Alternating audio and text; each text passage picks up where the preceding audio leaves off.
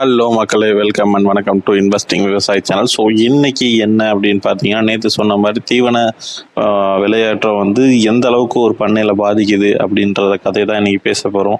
So actually நம்ம ரொம்ப நேரம் பேசிட்டேன், 12 நிமிஷம் பார்த்தேன், எல்லாம் எழுந்து ஓடி விடுவீங்கன்னு சொல்லிட்டு அதை ஷார்ட் கட் பண்ணி வாய்ஸ் ஓவர் தனியாக கொடுத்துட்ருக்கேன். அதனால் வாய்ஸ் சிங்க் ஆகாது, கண்டுக்காதீங்க. ப்ளஸ் இப்போ என்ன விஷயம் டாபிக் வரோன்னு பார்த்தீங்கன்னா, ஆவரேஜாக இந்த 2 மாதத்தில் எல்லா ஒரு கான்சன்ட்ரேட் ஃபீடும் கிட்டத்தட்ட 11% to 12% ஏறிடுச்சு. ஏன்? பெட்ரோல் ரேட் 10 ரூபாய் ஏறிச்சு. ஸோ கிட்டத்தட்ட பெட்ரோல் ரேட்டும் 10% ஏறிச்சு. அதே 10 to 12% ஒரு 2% சேர்த்து தீவன விலையில் ஏற்றிட்டீங்க. சந்தோஷம், நல்லது. ஆனால் எங்கே பாதிப்பு வருதுன்னா, அதே 10% பால் விலையில் ஏற்றுனீங்களா? அப்படி பண்ணாதானே மக்களுக்கும் அந்த விலைவாசி நீங்கள் அத்தியாவசியத்தை கண்ட்ரோல் பண்ணுறீங்க, ரைட்டு. ஆனால் ப்ரொடியூஸ் பண்ணுறவங்க நாங்கள் தானே ஏமாளியாக இருக்கோம். இப்போது நாங்கள் காலையில் எழுந்து அவ்வளோ ஒரு 10 மாடு வச்சுருக்கோன்னு கணக்கு வச்சுங்களேன். சரி, ஒரு 5 மாடு வச்சுக்கிறோம்.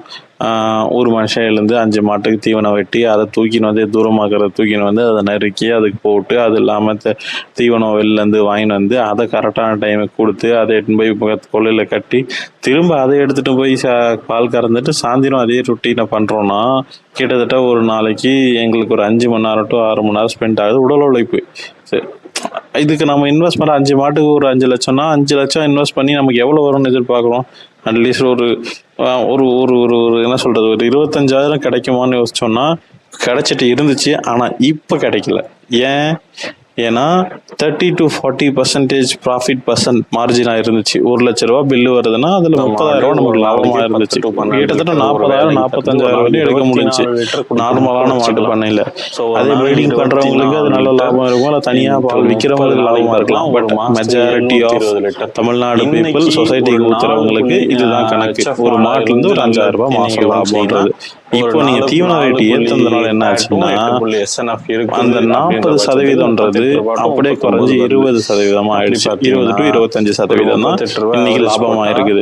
ஸோ ஒரு 5 லட்ச ரூபா போட்டுட்டு நான் 15,000 தான் எனக்கு ரிட்டர்ன் வரும்னா அதுக்கு எப்படி சொல்றது, ஒரு 5 லட்ச ரூபாய்க்கு அது நல்ல ரிட்டர்ன் ஆஃப் இன்வெஸ்ட்மெண்டா பெரிய.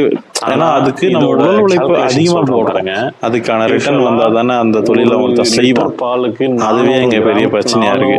இன்னொன்னு, இப்போ ரீசெண்டா பால் ரேட்டும் ஏற்றிருக்காங்க. நேற்று ஆரோக்கியால ₹1.20 கிட்டத்தட்ட அது வந்து பால் ரேட்லேருந்து விலையில 11% ஏற்றிட்டு பால் ரேட் வந்து 3-4% ஏற்றினா மீதிக்கிற 6% நாங்கள் மண்டியில் மிளகா அரைச்ச கதையாக இருந்தது. ஸோ இதுக்கு கவர்மெண்ட் தான் ஏதாச்சும் ஸ்டெப் எடுக்கணும்.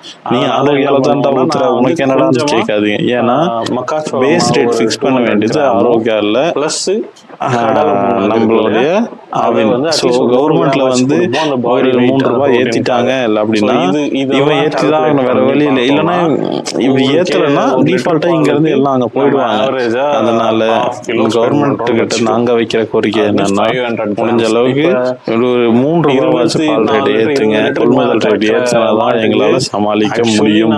இல்லைன்னா இதுல இருந்து உற்பத்தியை குறைக்கதான் செஞ்சாகணும். பால் பண்ணை மூடுவது கன்ஃபார்ம் ஆகும். நிறைய இடத்துல மூடவும் படும். இப்போ எப்படி சொல்றது, பால் பண்ணை வந்து ஒரு 10 to 15 மாடு தான் ஒரு ஆள் வச்சு பார்த்துக்கலான்ற கணக்கு இருக்கும் போது இன்னைக்கு அந்த ஆளுக்கு கொடுக்க வேண்டிய சம்பளம் ஃபுல்லா தீவனமா போயிடுச்சு. அப்ப ஆளுக்கு கொடுக்க வேண்டிய காசை கையில இருந்து நம்ம போட்டு கொடுக்க வேண்டியதா இருக்குன்னா அது சின்ன லெவல்ல வீட்டோட இருக்கிற மட்டும்தான் ப்ராஃபிட்டபிளா இருக்கும். இதுக்கு கவர்மெண்ட் ஒரு ஸ்டெப் எடுக்க வேண்டும். இல்ல உங்களுக்கு தீவன விலையை குறைக்க எதனா வேற வழி இருந்தா கீழே சப்போர்ட் பண்ணுங்க. நம்மளும் நம்மளுடைய வியூவர்ஸ்க்கு சொல்லுவோம். அண்ட் நீங்க கணக்கு போட்டு இந்த கணக்கெல்லாம் என்னன்னா அது அப்புறம் சொல்றேன், நாளைக்கு இன்னொரு வீடியோல சொல்றேன். பேசிக்கா ஒரு மாட்டு வந்து 25,000 லாபம் வரலாம், லாபம் இல்ல ப்ரொடக்ஷன் காஸ்ட் வரலாம். ஆனா செலவே இன்னைக்கு 20,000 பண்ணிட்டு 5,000 மட்டும் வைக்கிறதுக்கு என்ன பண்ண முடியும்? 1 லட்ச ரூபாய் பில் வருதுன்னா அதுல 20,000 தான் லாபம்னா அதுக்கு எவ்வளவு உழைப்பு, அதெல்லாம் வேஸ்டா போகுது. கவர்மெண்ட் இதுக்கு பார்த்து இதெல்லாம் பண்ணி விடுங்க. டாடா பாபாய், நாளைக்கு பார்ப்போம்.